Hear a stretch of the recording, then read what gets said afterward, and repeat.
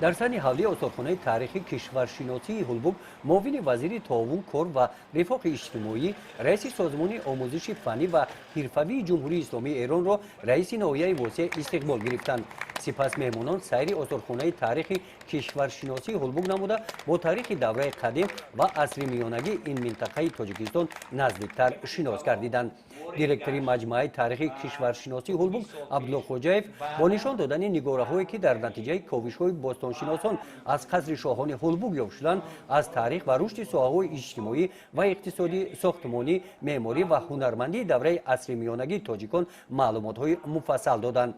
استخوان‌های تاریخی کشورشناسی هلبوگ در دوران صاحب استقلالی تاجیکستان بنیاد شده از دو آشیانه عبارت میباشد. در آشیانه یکم پاره‌های باقی مانده گچکاری‌ها محصول مهنت هنرمندان تاجیک دوره عصر میانه اصلش که از هلبوگ یافت شده است نگاه داشته شده است. خریطه دولت سامانیان در عصر ده در قطار این اصل دروازه قلعه هلبوگ پایانتر قالب شهر عصر میانگی هلبوگ که آن را باستانشناسان تحریزی کردند اینها را همینجا دیدن ممکن است. در آشیانه دوم نگاره‌هایی که از دوره تاریخی عصر میانگی هلبوگ میباشند نگاه داشته شدند. امروز فرصت مغتنمی دست داد که از یکی از مناطق بسیار تاریخی و فرهنگساز و میراث بشریت در منطقه هلبوگ در واقع بازدید بکنیم.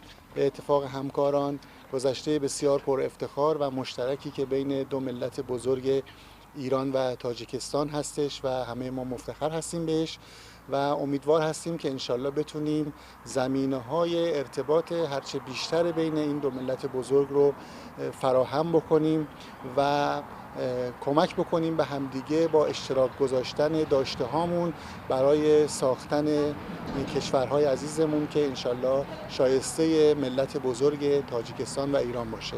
خیلی خوشحال هستم امروز که در این مکان حضور پیدا کردم و از این منطقه هم بازدید کردم. در جنبه سوم مقامات اجرایی حاکمیت دولتی ناحیه واسع و مهمانان همچون رمز احترام تحفه‌های خاطروی تقدیم کرده شدند.